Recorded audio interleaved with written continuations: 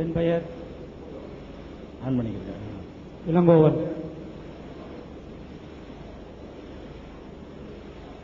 இஸ்லாம் மார்க்கத்தை பற்றியும் அனைத்து மார்க்கங்களை பற்றியும் ஓரளவுக்கு படித்தவன்.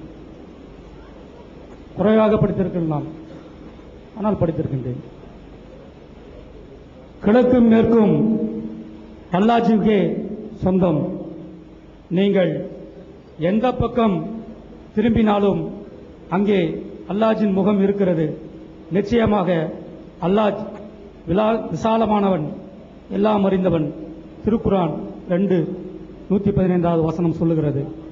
ஆனால் அல்லாஹ்வின் முகம் கிழக்கும் மேற்கும் தெரிகிறது என்றால் அந்த முகம் எங்கே தெரிகிறது? அதற்கு ஒரு முகம் இருக்கிறதா என்பதை தெளிவுபடுத்த வேண்டும். அதே நேரத்தில் அரபு நாட்டிலே 365 நாட்களுக்கு 365 தெய்வங்களை வணங்கினார்கள். ஒரு நாள் பயணம் போகின்றதாக இருந்தால், 10 நாள் பயணம் போகின்றதாக இருந்தால், அந்த 10 நாட்களுக்கு 10 கற்களை எடுத்துக்கொண்டு போவார்கள். பாலைவனத்திலே 10 நாட்கள் வணங்கி செல்வார்கள். அந்த 10 நாள் பயணம் முடிகின்ற போது 10வது நாள் கல்லை முடித்து விடுவார்கள். 365 தெய்வங்களை வணங்கிவிட்டு அதற்கு பின்னால் நீங்கள் சொல்லுகின்ற நபிகள் நாயகம் உருவானார். உருவாகி ஏக கடவுள் என்ற தத்துவத்தை போதித்தார். அவர் போதித்தார். போதித்த பின்னால் மக்கா மதினா என்று சொல்லப்படுகின்ற இடத்திலே மானா லாத் என்கிற 2 தெய்வங்கள் இருப்பதாக இன்று வரையிலும் எழுதப்படுகின்றது, சொல்லப்படுகின்றது, கூறப்படுகின்றது. நாங்கள் இதுவரையில் எழுதப்படுகின்றது, சொல்லப்படுகின்றது, கூறப்படுகின்றது. நாங்கள் பார்த்ததில்லை. அதுவும் இல்லாமல் என்ன 2வது சொன்ன விளங்கல, என்ன சொன்னீங்க? ஆமா, மக்கா மதினால மானா லாத் என்ற 2 தெய்வங்கள் இருப்பதாக கூறப்படுகிறது, சொல்லப்படுகிறது, எழுதி வைத்திருக்கப்படுகின்றது. புத்தகத்திலே எழுதியிருக்கின்றார்கள். மேலை நாட்டு புத்தகங்களே இருந்து நான் மொழிபெயர்த்த புத்தகங்களே நான் படித்திருக்கின்றேன். அந்த புத்தகத்தில் இருக்கின்ற கேள்வியை தான் நான் கேட்டிருக்கின்றேன்.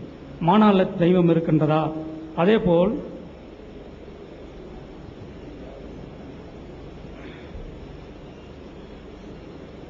இந்து வேதங்களில் இஸ்லாம் என்கின்ற ஒரு புத்தகம். அந்த புத்தகத்திலே மக்தேஸ்வர் என்பதற்கு விளக்கம் தருகின்றார்கள். யாருடைய விளக்கத்தையோ அந்த புத்தகத்திலே தருகின்றார். மக் என்றால் மக்கா, ஈஸ்வர் என்றால் கடவுள். மக்கேஸ்வர் என்று சொன்னால், மக்தேஸ்வர் என்று சொன்னால் மக்காவில் இருக்கின்ற ஈஸ்வரன் என்று இந்துக்கள் ஏன் எடுத்துக்கொள்ளக்கூடாது என்ற ஒரு கேள்வியும் இருக்கிறது. அப்பொழுது அங்கு இருக்கிறது இந்து தெய்வமா அல்லது நீங்கள் வழிபடுகின்ற ஏக இஸ்லாம் தெய்வமா? மேலும் கிபி 540ஆம் ஆண்டு தான் இஸ்லாம் தோற்றுவிக்கப்பட்டது.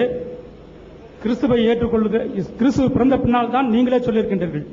கிறிஸ்துவுக்கு முன்னால் அல்ல, கிறிஸ்துவுக்கு பின்னால், கிறிஸ்துவ பிறந்த பின்னால் தான் சொல்லப்படுகிறது. அதிலே நிறைய முரண்பாடுகள், கேள்விகள் அதிகமாக கேட்கக்கூடாது.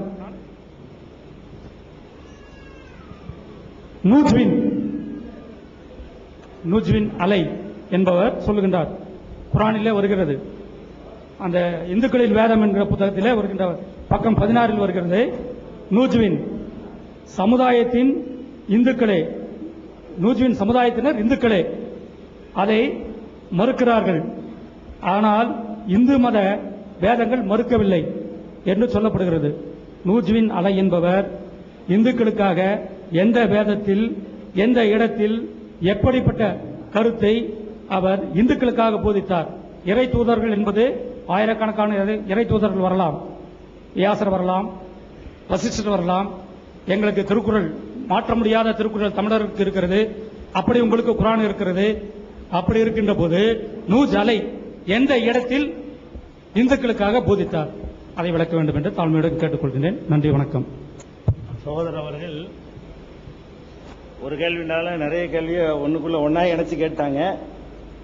ஃபர்ஸ்ட் என்ன கேட்கிறாங்கன்னா, திருக்குர்ஆன்ல ஒரு வசனம் இருக்கிறது, கிழக்கும் மேற்கும் அல்லாஹ்வுக்கே உரியது.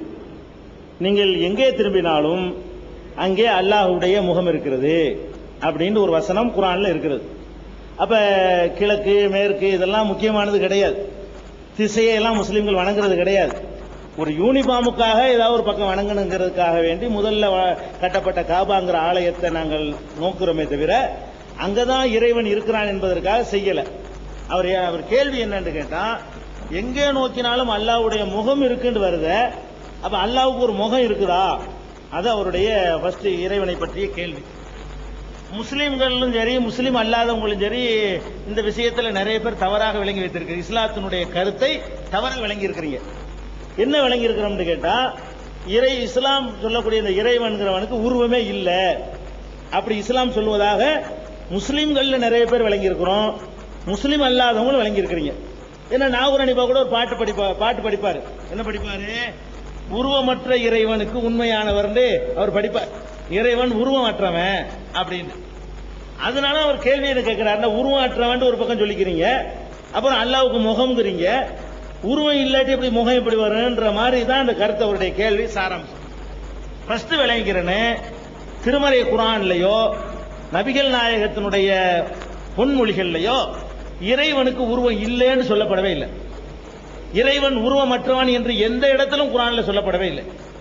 என்ன சொல்லப்பட்டிருக்கு கேட்டா, இறைவன் எப்படி இருப்பான் என்பதை யாரும் பார்த்ததில்லை, உங்களுக்கு தெரியாது. இறைவன் எப்படி நம்ம பார்க்காத நேரத்தில் அதுக்கு ஒரு வடிவத்தை கொடுத்துடக்கூடாது.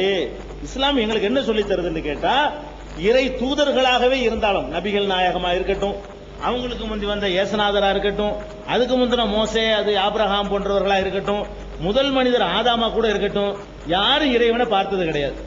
இறைவனை ஒருவருமே பார்த்தது கிடையாது, பார்க்க முடியாது. பார்க்கலன்னு சொல்லக்கூடிய நேரத்தில் இப்படித்தான் இறைவன் இருப்பான்னு சொல்ற அந்த வடிவம் கொடுத்தோம்னு சொன்னா அது கற்பனையாகத்தான் இருக்க முடியும். அப்படிதான் இஸ்லாம் சொல்லுது. அப்ப இறைவன் என்பது அவனுக்கே உள்ள ஒரு வடிவத்தில் அவன் இருக்கிறான், அது நமக்கு தெரியாது. ஆனால் இஸ்லாமிய நம்பிக்கை பிரகாரம் இந்த உலகம் ஒரு நாள் அழிக்கப்படும். குர்ஆன்ல உள்ள நம்பிக்கை பிரகாரம் இறுதியில் அந்த உலகத்தை கடவுள் அழிச்சிருவார். அழிச்ச பிறகு முதல் மனிதர்ல ஆரம்பிச்சு அழிக்கப்படும் போது இருந்தாங்க பாருங்க, அத்தனை பேரையும் திரும்ப அவர் தயாரிப்பார். அவர் கடவுளுக்கு லேசானது. கடவுளை நம்பாதவங்களுக்கு பெரிய ஆச்சரியமா தெரியும். கடவுளை ஏற்றுக்கொண்டவர்களுக்கு எல்லாம் முடியுங்கிற அந்த கடவுளுக்கு அற்பத்திலும் அற்பமாக இருக்கக்கூடிய நம்ம, அதுவும் ஏற்கனவே நம்மளை படைச்சு இருக்கும் பொழுது ரெண்டாவது தடவை தயாரிக்கிறது கஷ்டம் கிடையாது, முதல்ல தயாரிக்கிறது தான் கஷ்டம். முதல்ல தயாரிச்சு விட்டார் நம்மளை முதல்ல ஒரு தடவை தயாரிச்சு விட்டுட்டு அதை இன்னொரு தடவை தயாரிக்கிறதா இருந்தா அது கஷ்டம் கிடையாது. அப்ப கடவுளை பொறுத்த வரைக்கும் உலகத்துல முதல்ல படைக்கப்பட்டவர்ல இருந்து கடைசியில் அழிக்கப்படுற வரைக்கும் எல்லாரையும் அழித்து விட்டு டோட்டலா உலகம் அழியும் இஸ்லாம் சொல்லுது. திரும்ப கடவுள் உயிராக்குவார்.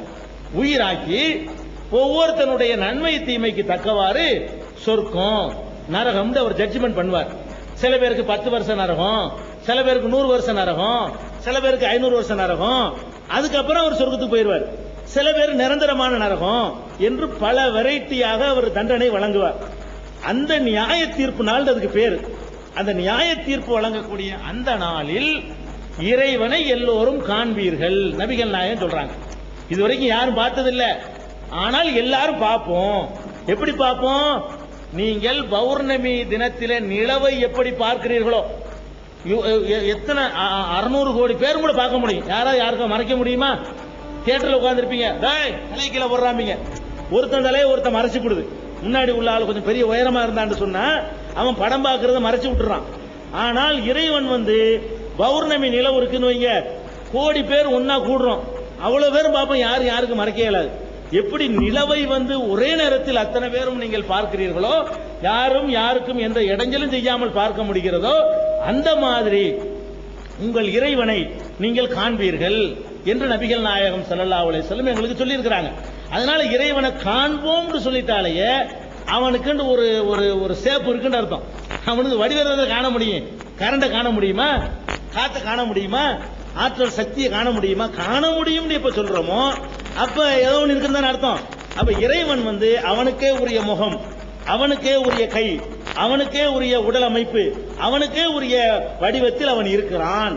அதை இந்த உலகத்தில் அழிகிற வரைக்கும் யாரும் பார்த்ததில்லை, பார்க்க முடியாது, இனிமேல் பார்க்க முடியும் என்று சொல்றதுனால இறைவன் உருவமற்றவன் என்பது இஸ்லாத்தின் நம்பிக்கை இல்லை.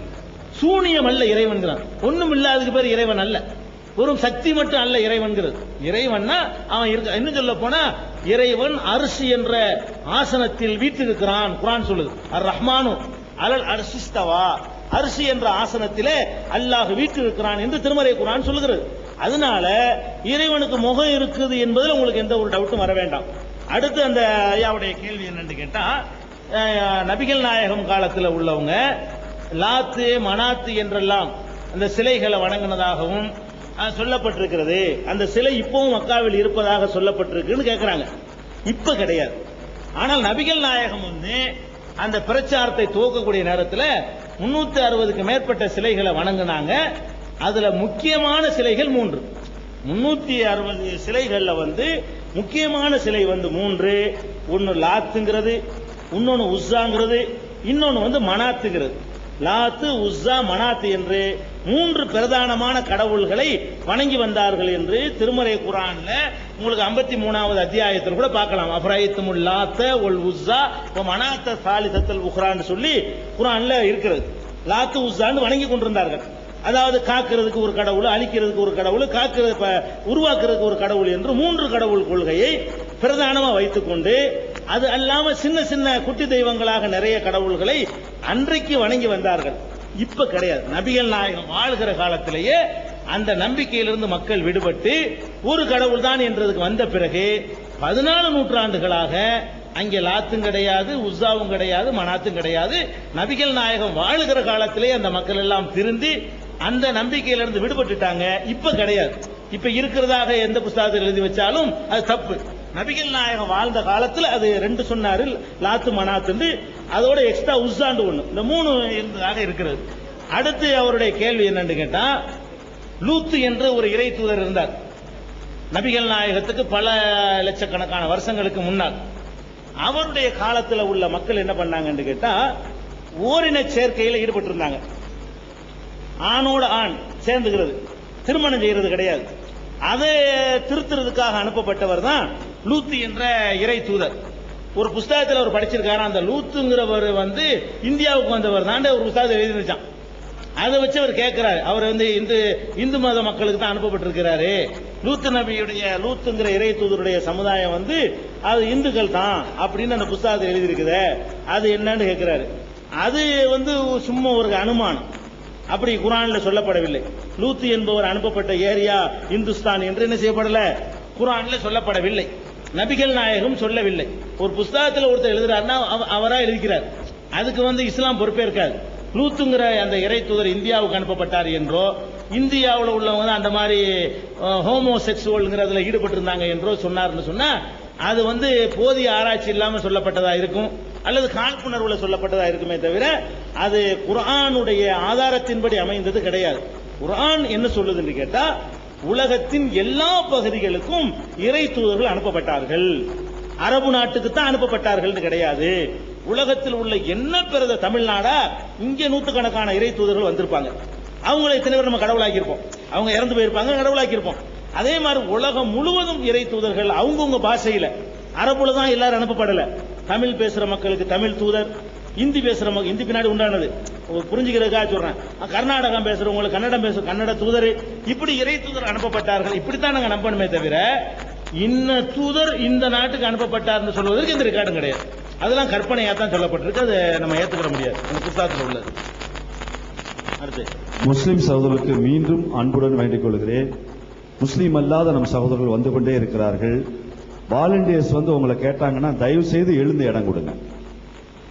எழுந்து எந்திரிச்சு இடம் கொடுங்க. ஏன்னா வந்துகிட்டே இருக்காங்க. 5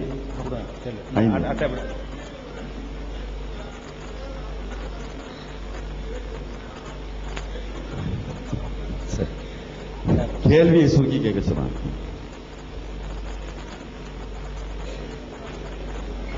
என் பெயர் வி.எம். திருநாவுக்கரசு. பத்திரிகை நிருபராக கடந்த 40 ஆண்டுகளாக பணியாற்றுகிறேன் இந்த ஆம்பூர் மாநகரத்திலே.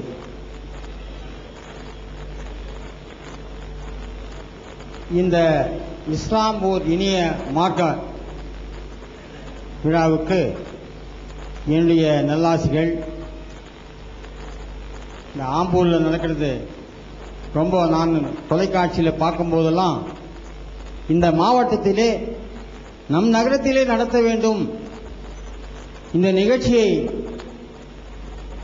நம் மாவட்ட மக்கள் பார்த்து அவருடைய உள்ளத்திலே எழுகின்ற அனைத்து மதத்தினரும் உள்ளத்திலே எழுகின்ற கேள்விகளை அவரிடத்திலே ஐயா இடத்திலே கேட்க வேண்டும். நானும் அவரை சந்தித்து வாழ்த்துகள் தெரிவித்தேன் முதன்முறையாக இந்த மேடையிலே. அனைவருக்கும் காலை வணக்கங்கள். இந்த இஸ்லாம் ஒரு இனிய மார்க்கம், நான் ஏற்றுக்கொள்கின்றேன். நம்ம இந்துக்கள் எல்லாம் மசூதியாண்ட போய் குழந்தைக்கு உடம்பு சரியாயில்லைன்னா தொழுதுட்டு வரும்போது எனக்கு கூட எங்க பாட்டி எடுத்துன்னு போய் அந்த மசூதியாண்ட நிற்பாங்க. அந்த வாசற்படியில் நின்னா அவர்கள் தன்னுடைய அல்லாஹ்வுடைய பேரருளை அந்த குழந்தைக்கு நோய் நொடியின்றி இருக்க வேண்டும் என்று வாழ்த்துவார்கள். அதே போல நாகூருக்கு நான் சென்றேன். இந்த நாகூரில் அந்த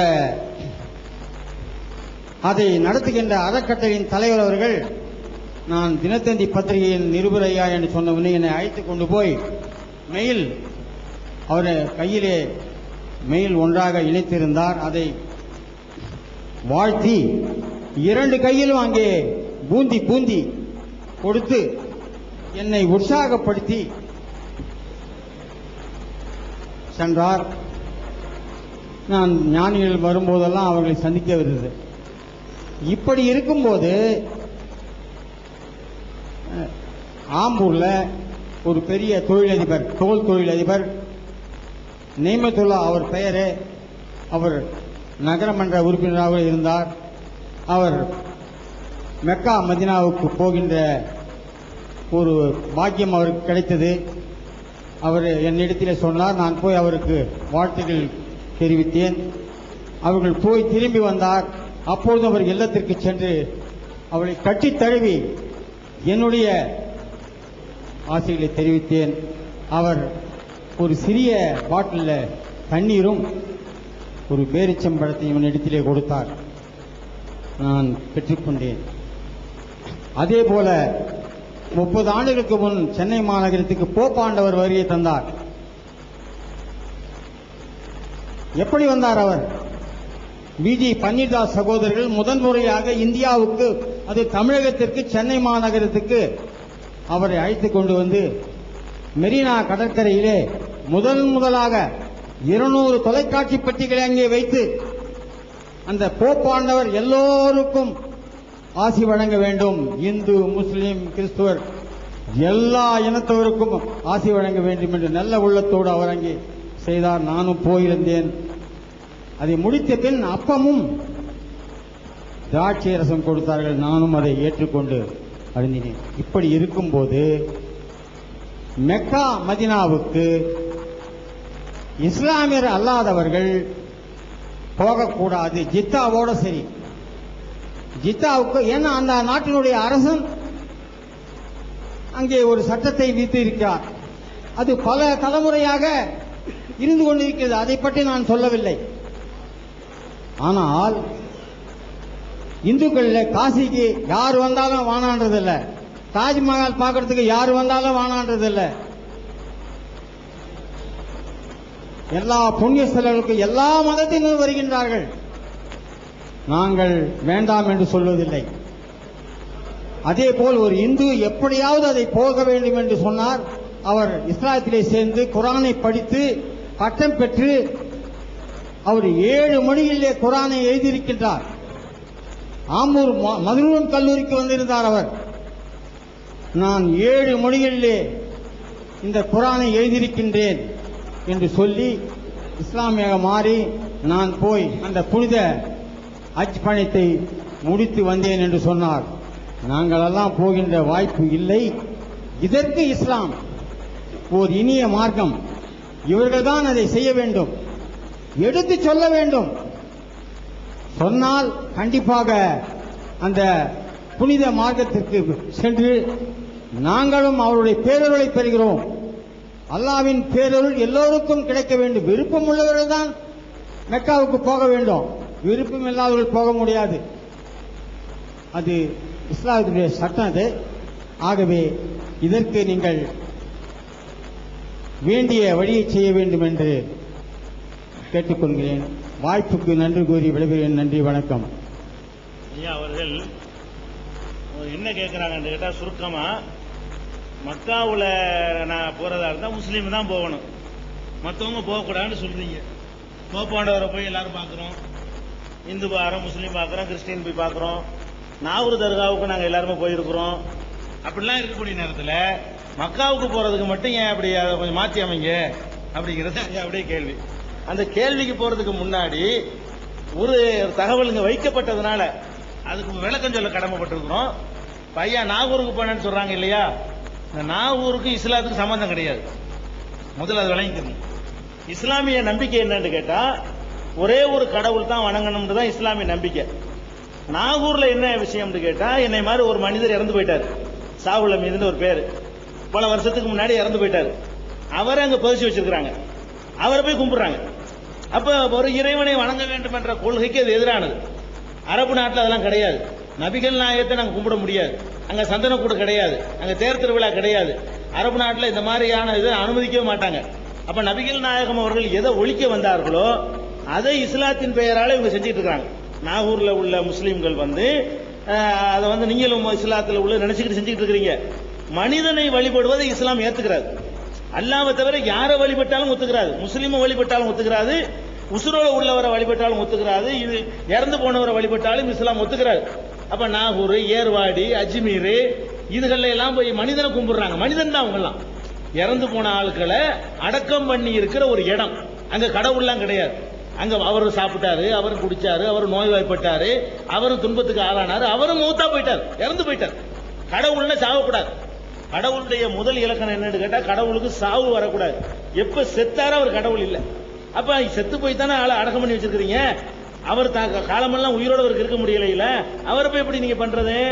இன்னும் சொல்ல போனா நபிகள் நாயகம் அவர்கள் தம்முடைய மரண தருவாயில 5 நாள் இருக்கும் பொழுது, மரணிப்பதற்கு 5 நாள் இருக்கும்போது என்ன எச்சரிக்கை பண்ணாங்கன்னு கேட்டா, மனிதர்கள் இறந்த பிறகு அவங்கள அடக்கம் செஞ்ச இடத்தை வணக்கஸ்தலம் ஆக்கிறாதீங்க, இதை உங்களுக்கு நான் எச்சரிக்கிறேன்.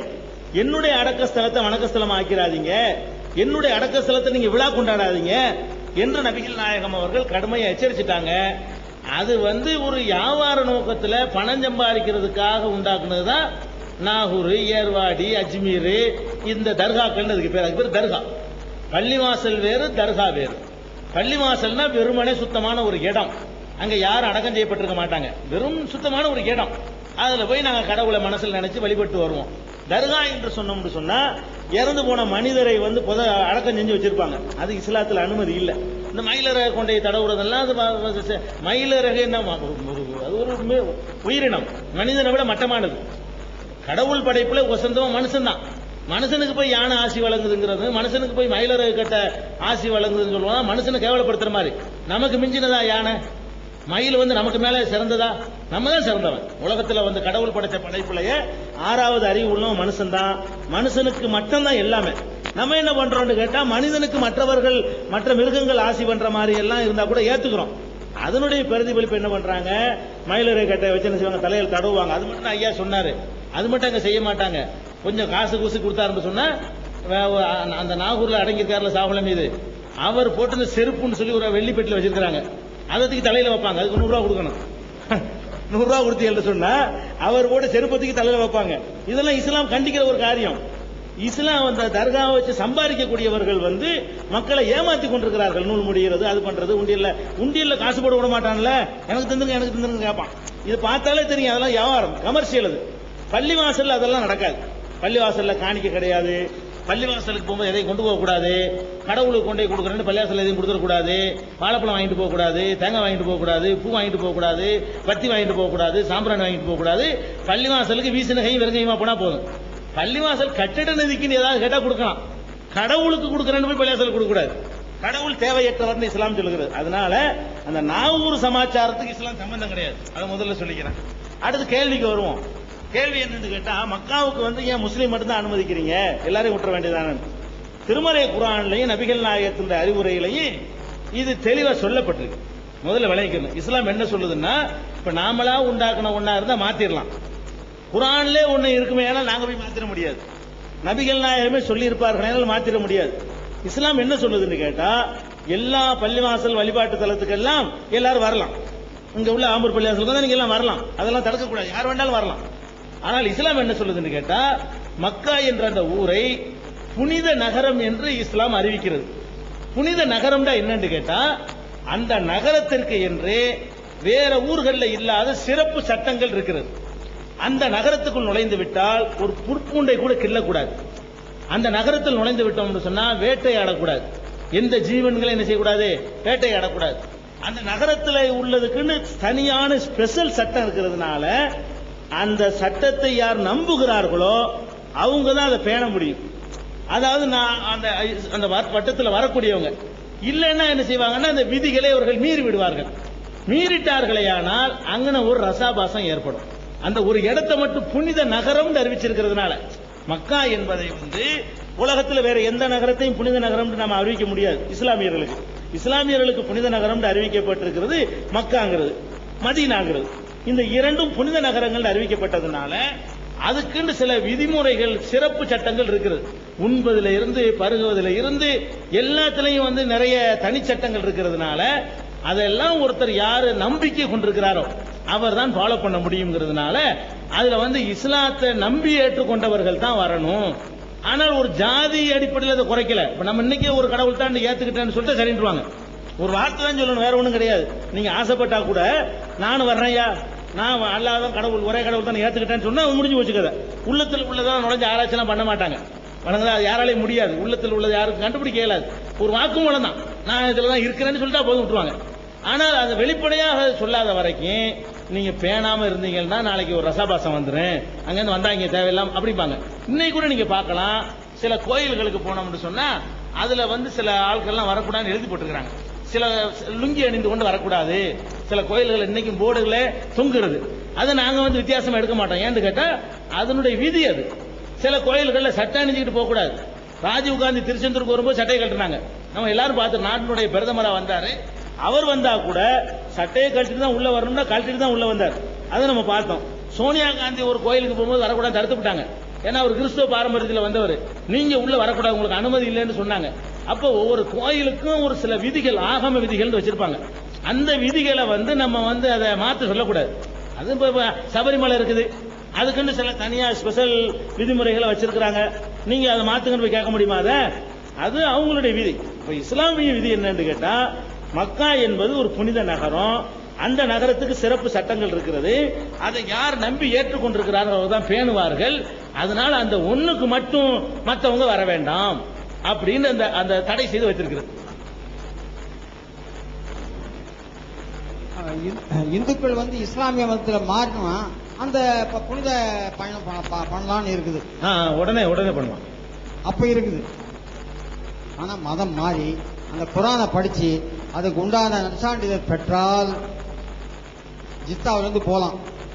அந்த மெக்கா மாநகரத்துக்கு போலாம். மதம் மாறணும். ஆமா, அதை ஏற்றுக்கொண்டாதான் போக முடியாம. ஏற்றுக்கொள்ள அவருடைய கொள்கைகளை ஏற்றுக்கொண்டால் போலாம். அப்படித்தான் சட்டத்தின் கீழ் நம்ம போலாம், யார் வேணாலும் போலாம். அது ஒண்ணுக்கு மட்டும் அப்படி இருக்குது, உள்ள சட்டம் தான் இருக்குது. இவங்க சவுதி அரேபியாவா செய்யறது இல்லது. 14 நூற்றாண்டு அப்படிதான் இருந்துட்டு இருக்கு. மீண்டும் மீண்டும் முஸ்லிம் சகோதரர்களுக்கு அன்பான வேண்டுகோள், நம் முஸ்லீம் இல்லாத சகோதரர் வந்துகிட்டே இருக்கிறாங்க. வாலண்டியர்ஸ் உங்கள்கிட்ட ரொம்ப கெஞ்சுறாங்க, யாரும் இடம் கொடுக்கிற மாதிரி எனக்கு தெரியல. தயவு செய்து கொஞ்சம் இடம் கொடுங்க. ஏன்னா இனி உள்ள சேர் போட்டா நெருக்கடி ஆயிடும். உள்ள வருவதற்கு கூட இடம் இல்லாத அளவுக்கு நெருக்கடி இருக்கு. அதே மாதிரி கீழே ஹால்ல உள்ள சகோதரருக்கு ஒரு அன்பான வேண்டுகோள்,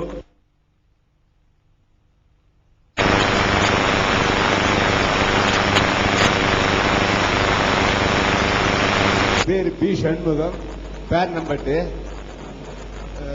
சலாம் அலைக்கும். இஸ்லாமிய மார்க்கம் என்ற ஒரு இயக்கத்தை நீங்க இயக்கிக் கொண்டு ஆம்பூர்ல நடந்து கொண்டிருக்கிறீங்க.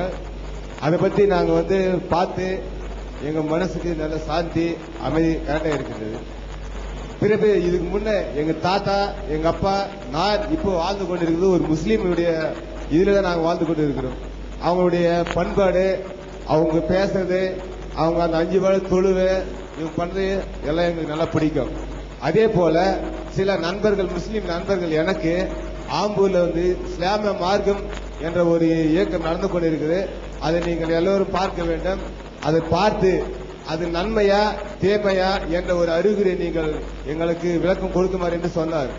அதே மாதிரி அதே முஸ்லீம் இஸ்லாமியர்களிடம் போய் நான் இந்த மாதிரி ஆம்பூர்ல இஸ்லாமிய மார்க்கம் ஒரு இனிய மார்க்கம் நடந்து கொண்டிருக்குது, அதை பார்க்கலாம் வா என்று கூப்பிட்டால் அதே இஸ்லாமிய ஒரு வாலிபர், அவங்க வந்து ஒரு முஸ்லீம் கிடையாது, அவங்க ஒதுக்கப்பட்டவங்க, அவங்க பாதியில வந்தவங்க, அதெல்லாம் பார்க்கறதுக்கு நீ போராட, நீ ஒரு மலையாளி என்ன காத்தால கேட்டாங்க, ஒரு முஸ்லீம்ஸ் கேட்டாங்க. இதுல வந்து யார் அவங்க உண்மையான முஸ்லீமா இல்ல இஸ்லாமிய மார்க்கம் என்று நீங்க நடத்துங்க, இது ஒரு உண்மையான முஸ்லீமா? உங்களுக்குள்ளே ரெண்டு பிரிவாக பிரச்சனை நடந்திருக்கும் போது இது உண்மையான முஸ்லீம் யார் என்ற ஒரு சந்தேகம் இருக்கு. கேள்வி கேட்கிறாரு. என்ன சொல்றாருன்னு கேட்டா, இந்த நிகழ்ச்சியை பத்தி இவர் போய் ஒரு முஸ்லீம்கிட்ட சொல்றாரு. அவர் சொல்லியிருக்கிறாரு அவங்க சரியான முஸ்லீம் கிடையாது, நீ போவாத அப்படின்னு சொல்லியிருக்காரு ஒரு முஸ்லீம். அதான் அவர் கேட்கிறாரு, அவர் சரியான முஸ்லீமா நீங்க சரியான முஸ்லீமான்னு அவர் கேட்கிறாரு. நல்ல கேள்விதானே. இதுல என்ன விவகாரம்னாங்க, எங்களுக்கும் முஸ்லீம்களுக்கு மத்தியில, முஸ்லீம்கள்ல ஒரு குரூப்புக்கு மத்தியில ஒரு வேறுபாடு இருக்கிறது. ஒரு பெரிய போராட்டத்தை நாங்கள் ஒரு 20-22 வருடங்களாக நாங்கள் செய்து கொண்டிருக்கிறோம். என்ன போராட்டம்னு சொன்னா, குர்ஆன்ல உள்ளபடி மட்டும் நீங்கள் நடங்கள், நபிகள் நாயகம் சொன்னபடி மட்டும் நடங்கள் என்று நாங்கள் மக்களுக்கு சொல்றோம். அவங்க என்ன சொல்றாங்கன்னு கேட்டா, எங்க இஷ்டப்படிதான் நாங்க நடக்குவோம், குர்ஆன்ல உள்ளபடி நடக்கணும்னு அவசியம் கிடையாதுன்னு சொல்லிட்டு அவங்க சொல்றாங்க. இதை எதிர்க்கிறதா எங்களுக்கு உதாரணமா நாகூர் தர்காவை பத்தி நீங்க கேட்டீங்க. நாகூர் தர்காவுக்கு முஸ்லீம் தான் போறாங்க. நான் கூடாதுன்னு இப்ப உங்கள்ட்ட சொல்றேன். ஏன் கூடாதுன்னு சொல்றேன்? அவர் எனக்கு பங்காளி, அவர் நாகூர்ல அடங்கி இருக்கிறவரு இல்ல, எனக்கு அவருக்கு எந்த முன்விரோதமும் கிடையாது. நான் ஏன் இல்லைன்னு சொல்றேன்னு கேட்டா, வணக்கத்திற்கு உரியவன் அல்லாஹ்வை தவிர யாரும் இல்லை, லா இலாஹ இல்லல்லாஹ்க்கு அர்த்தம். முஸ்லிம்களுடைய கொள்கை லா இலாஹ இல்லல்லாஹ். இதுக்கு என்ன அர்த்தம்னு கேட்டா, ஒரே ஒரு காடு தான் வணக்கத்துக்குரியவர், அவரை தவிர யாரையும் வணங்கக்கூடாதுன்னு நான் நம்பிட்டேன். அப்படி நம்பிய பிறகு நிறைய போய் பொருள்களை வணங்கினா நான் எப்படி முஸ்லீமா இருக்க முடியும்? இது நபிகள் நாயகம் தடுத்தது, தர்கா கட்டக்கூடாதுன்னு நான் சொல்றேன். அப்ப தர்கா வழிபடக்கூடியவர்கள் எதிர்க்கத்தான் செய்வாங்க. அதே மாதிரி எங்க முஸ்லீம்கள் என்ன பண்ணுவாங்கன்னா, திருமணங்கள் நடத்தும் பொழுது ரொம்ப ஆடம்பரமாக பந்தாவா பந்தல் போட்டு ஊர்வலம் விட்டு கச்சேரிகள் வச்சு பிரம்மாண்டமா லட்சக்கணக்கான ரூபாய்களை செலவு பண்ணி பெண் வீட்டார்த்த டவுரி வாங்கி கல்யாணம் நடத்துவாங்க. நாங்க இந்த 20 வருட காலங்களாக என்ன பண்றோம், அதை எதிர்க்கிறோம். வரதட்சணை வாங்கக்கூடாது, சிக்கனமா கல்யாணம் பண்ணணும், குறைந்த செலவில் நடத்தப்படணும், ஒரு 5000-10,000க்குள்ள கல்யாணத்தை முடிச்சிடணும், 2000க்குள்ள கல்யாணம் முடிச்சிடணும். நீங்க ஒரு கல்யாணத்துக்கு 1.5 கோடி ரூபாய் போடுறீங்க, இதெல்லாம் அநியாயம், இதெல்லாம் கடவுளுக்கு பிடிக்காது, நபிகள் நாயகம் தடுத்திருக்கிறாங்க என்று நாங்கள் சொல்லுகிறோம். அப்ப வரதட்சணை வாங்கக்கூடியவர்களுக்கு எங்களுக்கு பிடிக்க மாட்டேங்குது. ஜமாத்து சேர்ந்து வாங்குவாங்க. நீங்க பாத்தீங்கன்னு சொன்னா, வரதட்சணை வாங்குற நிகழ்ச்சியில முக்கியமான மார்க்க அறிஞர்கள், உலமாக்கள் சொல்றோம் இல்லையா, மௌலவிமார்கள், மதகுருமார்கள், சாமியார்கள், அவங்க எல்லாம் போய் கலந்துக்குவாங்க, முக்கியஸ்தர்கள் எல்லாம் போய் கலந்துக்குவாங்க, அதை வாங்கி கொடுப்பாங்க. நாங்க என்ன செய்வோம்னா, எங்க சொந்தத்துல கல்யாணம் நடந்தா கூட போக மாட்டோம், ஆடம்பரமா இருந்தா போனதில்லை இது வரைக்கும். டவுரி வாங்குற கல்யாணத்துல இதுவரைக்கும் நாங்கள் வாழ்நாள்ல கலந்துகிட்டதே கிடையாது. நாங்க வாங்கல, எங்க குடும்பத்துல வாங்க மாட்டோம், எங்க சகாக்கள் வாங்க மாட்டோம், எங்க அண்ணனுக்கு வாங்கல, எனக்கு வாங்கல, என் தம்பிக்கு வாங்கல, எங்க புள்ள குட்டிகளுக்கு நாங்க வாங்க மாட்டோம். வரதட்சணைங்கிறது அவ்வளவுக்கு நாங்கள் கடுமையா எதிர்த்து, டவுரி இல்லாமல் ஆண்கள் தான் பெண்களுக்கு கொடுக்கணும், அப்படிதான் இஸ்லாம் சொல்லுகிறது, அப்படிதான் நபிகள் நாயகம் சொன்னாங்க அப்படின்னு நாங்க சொல்லக்கூடிய நேரத்தில் அதெல்லாம் சரின்னு நினைக்கக்கூடியவர்கள் எங்களை எதிர்ப்பாங்க. எதிர்ப்புக்குள்ள காரணத்தை சொல்றேன், அதை நாங்கள் எதிர்க்கிறோம். அதே மாதிரி என்னன்னு கேட்டா, கடவுளுக்கும் மனுஷனுக்கு மத்தியில புரோக்கர் கிடையாதுன்னு இஸ்லாமிய கொள்கை. இப்ப எனக்கு ஒரு தேவை இருக்கு, வைத்த வலிக்குது, நான் நேர கடவுள்கிட்ட அப்பீல் போட்டுறணும். இவர் வழியா போகக்கூடாது, அவர் வழியா போகக்கூடாது, கடவுளே என் வைத்த வழியை போக்குன்னு கேட்கணும். இப்படி இஸ்லாம் எங்களுக்கு சொல்லி தருது. நபிகள் நாயகம் இந்த வழியத்தான் எங்களுக்கு சொல்லி தந்தாங்க. ஆனா முஸ்லீம் சொல்லி கொண்டு என்ன செய்யறாங்க தெரியுமா, வைத்த வழி செஞ்சோம்னா என்னை மாதிரி ஒரு ஆள்கிட்ட வர்றாங்க, வைத்த வலிக்குது, நீங்க கடவுள்கிட்ட கொஞ்சம் கேளுங்க, ஏன் நீ கேட்க வேண்டியதானே? என்னை மாதிரி ஒரு மத குருட்ட வந்து அவர் வழியாத்தான் போய் கேட்கணும்னு நினைக்கிறாங்க. இதை நாங்கள் எதிர்க்கிறோம். கல்யாணம் பண்றீங்களா, நீங்களா பண்ணிக்கிறணும், கர்மாதியா நீங்களா பண்ணிக்கிறணும் அப்படிங்கிறோம். முஸ்லீம்கள் என்ன பண்றாங்கன்னு கேட்டா, பெரும்பாலான தமிழ்நாட்டில் தான், உலகம் பூரா இல்ல, சவுதி அரேபியாவெல்லாம் போனீங்கன்னா நாங்க சொல்லக்கூடிய கொள்கை அமுல்ல இருக்கிறது. மொத்த அரபு நாடுகளே நாங்க சொல்லக்கூடிய முறை தான் இருக்கிறது. இவங்களுக்கு அரபு மொழி தெரியாத காரணத்தினால குர்ஆன்ல என்ன இருக்குன்னு உங்களுக்கு விளங்கல. நபிகள் நாயகம் பேசுனது அரபு மொழியில் இருக்குது, இவங்களுக்கு விளங்கல. தாய்மொழி அரபில உள்ளவன் படிக்கிறான், இதெல்லாம் பொய்ன்னு அவன் விட்டுறான். இவங்களுக்கு தெரியாத காரணத்துல என்ன பண்றாங்கன்னு கேட்டா, இறந்து போனார்னு வைங்களேன், 1வது நாள் சடங்கு, 3வது நாள் சடங்கு, 7வது நாள் சடங்கு, 40வது நாள் சடங்குன்னு சொல்லிட்டு அதுக்கு பேர் பாத்தியா, 1ஆம் பாத்தியா, 3ஆம் பாத்தியா, 7ஆம் பாத்தியா, 40ஆம் பாத்தியான்னு ஓதுவாங்க. இதெல்லாம் பிராடுப்பா, இதெல்லாம் இறந்தவருக்கு சேராது, தேவையில்லாத செலவு பண்ணாதீங்க, இதெல்லாம் வேஸ்ட், இது குர்ஆன்ல இல்ல, இப்படி நபிகள் நாயகம் செய்யல. இறந்து இந்த பாடி கிடக்குங்க, அன்னைக்கு ஆட்டை அறுத்து விருந்து கொடுப்பாங்க. இது எந்த குர்ஆன்லப்பா இருக்குது? இது ஒரு மனிதன் இறந்திருக்கிற அன்னைக்கு கூட உனக்கு விருந்து சமைக்கிற அளவுக்கு உன் மனசாட்சி இறுகி போச்சா? இதான் நபிகள் நாயகம் காட்டின வழியா? இறந்து போன ஆளுக்கு நம்ம போய் சமைச்சு கொடுக்கணுங்கிறாங்க நபிகள் நாயகம். நபிகள் நாயகங்களுக்கு என்ன சொன்னாங்கன்னு கேட்டா, ஒரு இறப்பு சாவு வீட்டுக்கு நம்ம போறோம்னு சொன்னா நம்ம ஏதாவது வாங்கிட்டு போகணுமா? பிரியாணி போட்டு கட்டிக்கிட்டு அல்லது ஏதாவது உணவுப் பொருளை வாங்கி கொண்டு, நீங்க சோகமா இருப்பீங்க, சமைக்க மாட்டீங்க, இந்தாங்க சாப்பிடுங்க அப்படின்னு சொல்லி இளவு வீட்டுக்கு போறவங்க வாங்கிட்டு போங்கிறாங்க நபிகள் நாயகம். அக்கம் பக்கத்துல உள்ளவங்க வந்து அவங்களுக்காக சமைக்கணுங்கிறாங்க. 3 நாளைக்கு